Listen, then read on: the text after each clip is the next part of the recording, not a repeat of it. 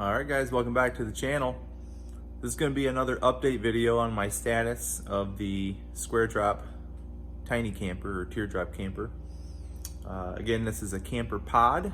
It is being built to be able to be taken on and off my trailer. So let's take a walk around and I'll show you what I've done and give you my next few steps, and we'll keep moving on this thing.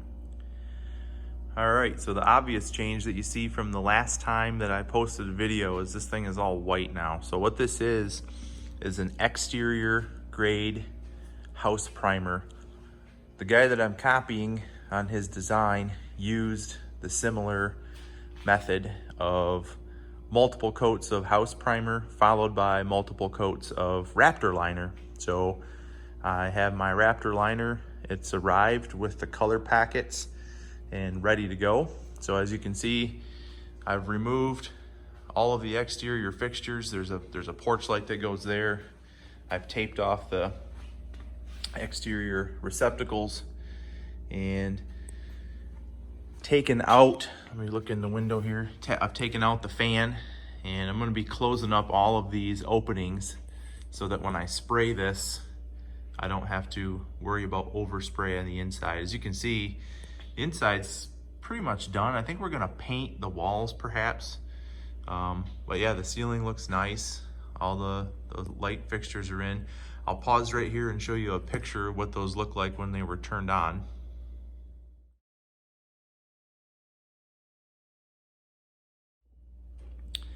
So it looked pretty neat, I thought. I mean, there's a lot of light in there with 4 of those light fixtures. I've added the shelf in the front with a couple of receptacles. I think I've showed this stuff already. In the back, I've got a receptacle in that corner. In this corner, there's a few shelves to do still. This is gonna get a door, like a flip down door that'll flip down on a hinge.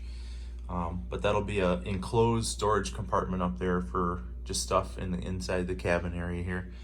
Really roomy in here. We're not gonna do a whole lot with it now. Matter of fact, I'll pause and show a picture of what this looked like. I have a piece of carpet that sits in the bottom, and then a tri-fold 6-inch thick full-size mattress that sits in here. Let me show you what that looks like.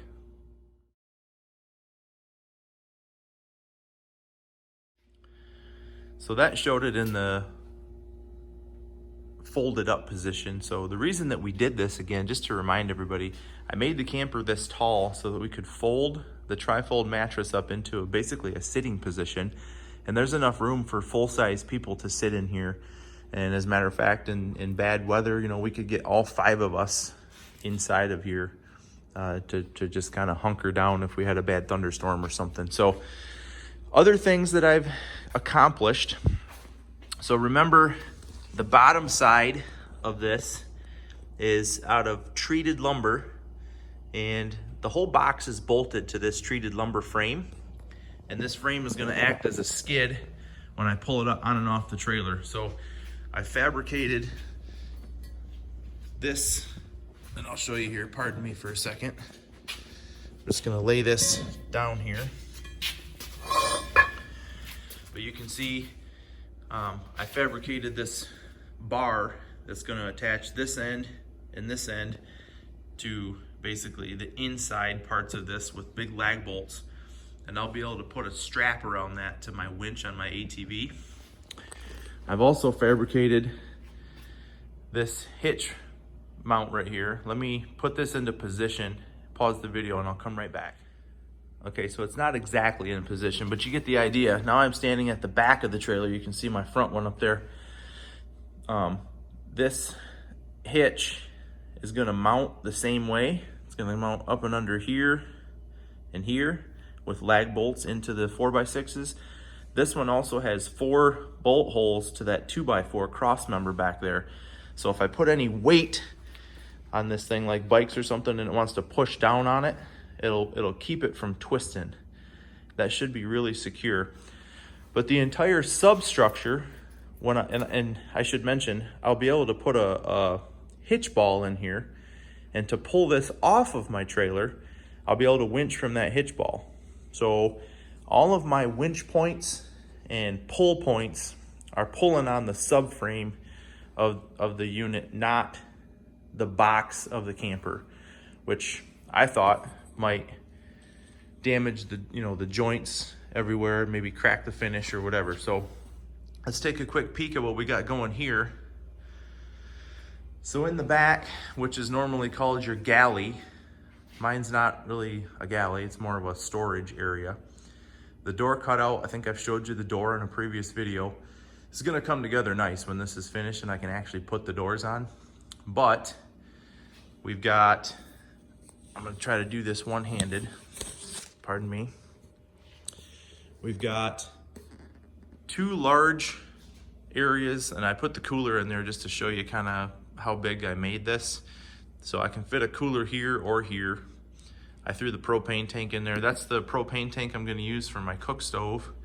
I purchased a Coleman cook stove to use. We didn't have one of these before. So that'll store under here pretty easy. I've got a spot to tuck away some small propane tanks if that's what we want to use. The stove actually uses that kind of tank, but I'm going to buy an adapter to be able to use that tank, which is why I sat that in here. I've got a dormitory style refrigerator mounted in here. Now my electrical stuff, you see the hole in the bottom of the side of the unit down here. That's where my shore power will plug into, which I think you've seen on a previous video. All my power runs up this corner and behind this 1/4-inch plywood panel that's just held in there with two easy screws just to cover it up a little, keep you from having to see everything. There's gaps all the way around, so there's ventilation, you know, there's no issues there.